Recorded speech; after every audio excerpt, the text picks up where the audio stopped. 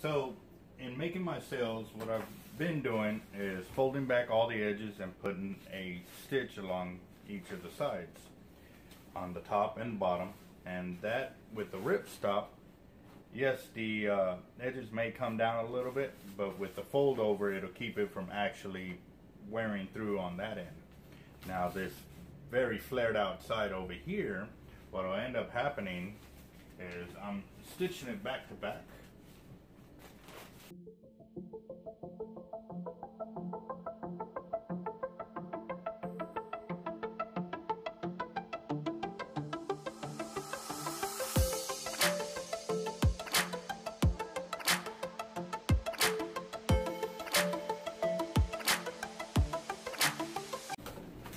Here's one of the ones that I've already pre-cut.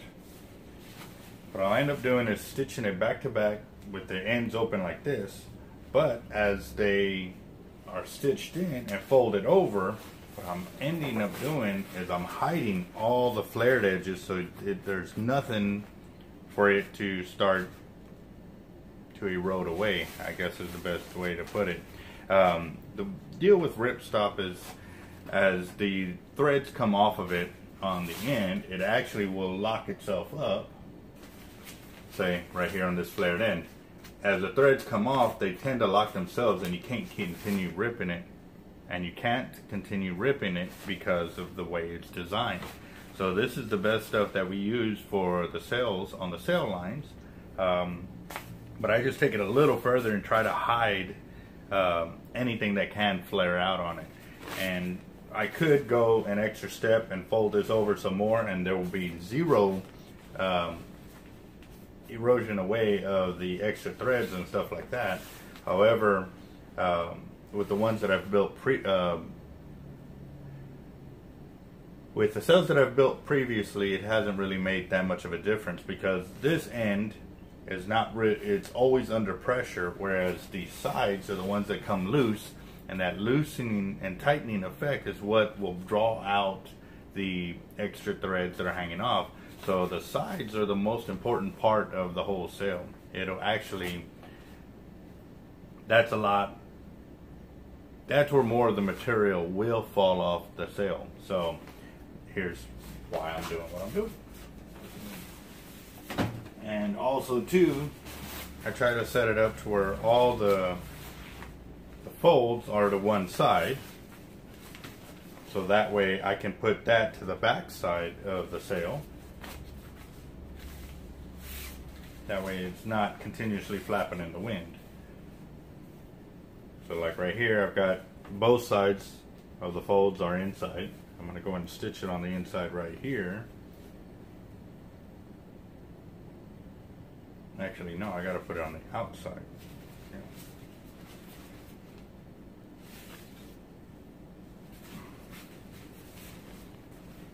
What I gotta end up doing is, because I want all this frayed ends to the back side of the sail, I've got to ensure that when I stitch everything that all the stitching is on the outside.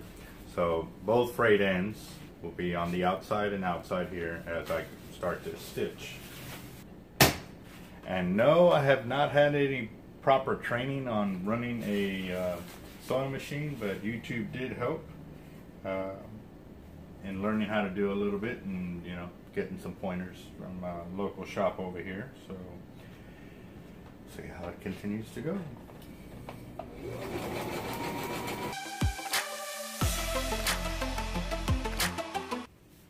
And what I'm also doing is on the outer edge here, I'm folding that over and stitching that down. Even though it's going to be on the inside of this sail, it makes it a lot easier to manage when I'm trying to make that fold over and stuff like that.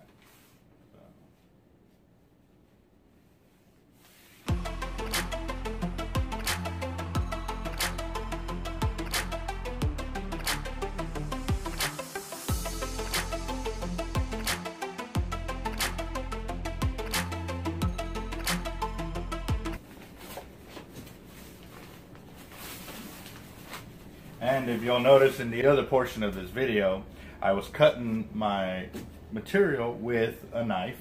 And actually, like I said, after I went to a local sewing shop and got a few pointers, I picked up a few extra tools this is one of them. It's a material cutter, and never thought I would see myself getting stuff like that, but when I'm building this much gear at once, it's actually helping me out quite a bit. So I want to make sure that when I make my cuts that I can make them nice and clean, and this is a great way to do it.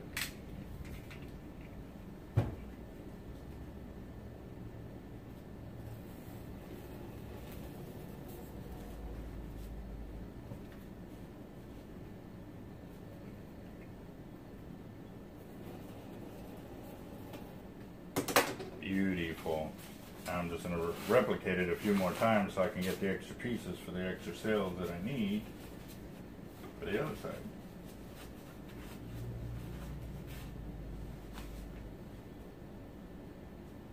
And whenever you're doing a pattern of using something to set your guide on, always use your original piece, because what ends up happening as you're measuring through, you'll slowly start to add on a very small piece of measurement. And I say piece of measurement because it's like 1/100th of an inch, but it, 50 of them later, then you got a whole extra inch on top, and you're wondering why your measurements are off. It's because of that.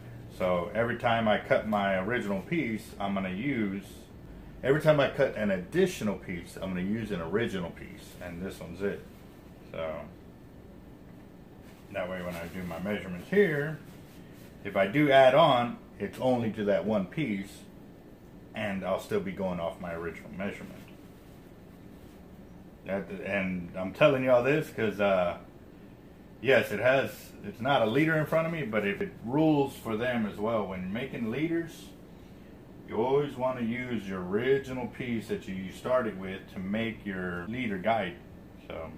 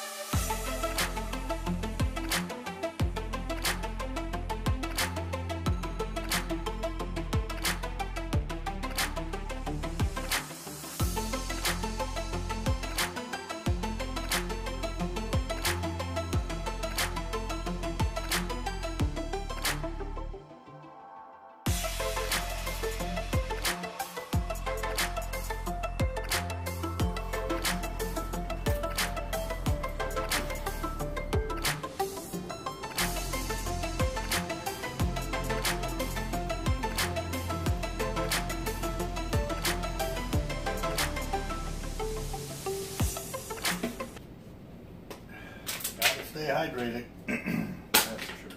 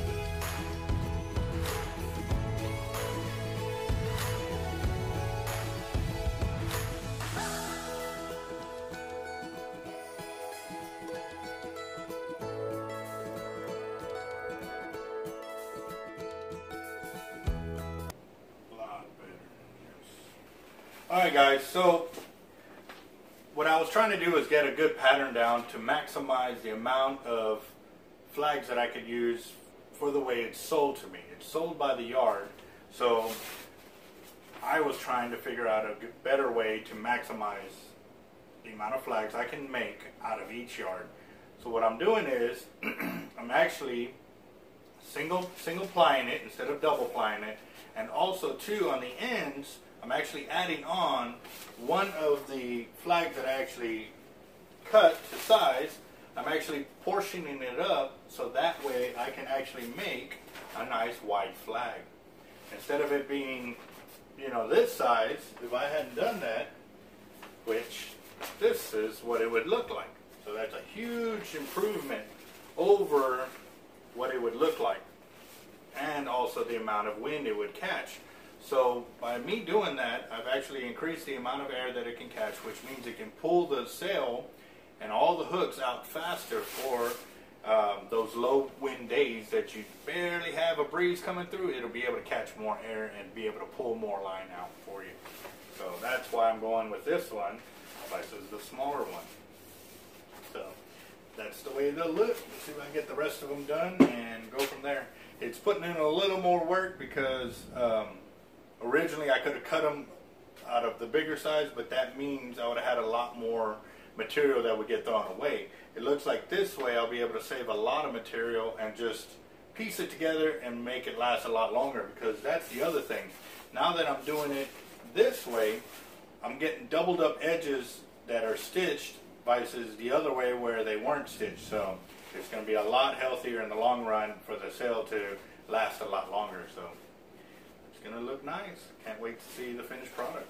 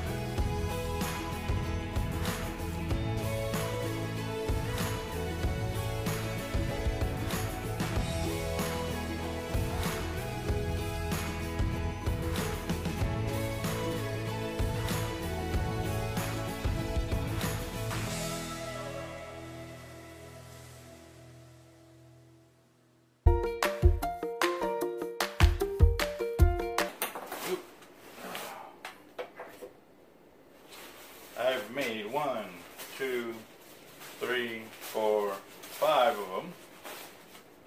Got some extra pieces so I can start on my next batch. And a little mini one. Maybe I'll make one for the kids.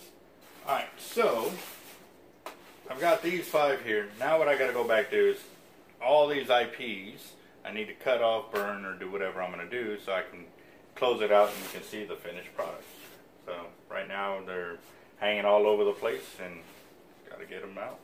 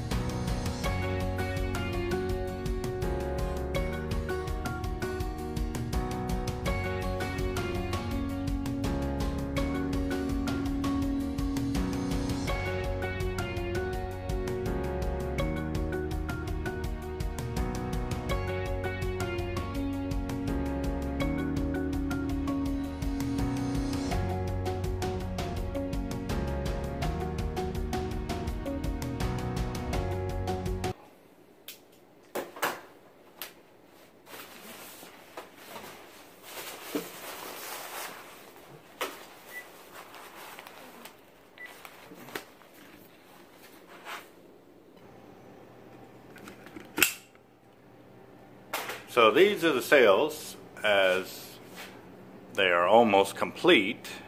Obviously I need to make the framework for them, but I just wanted to give you kind of an idea of what they would look like. And what I did was I used 2 rod blanks to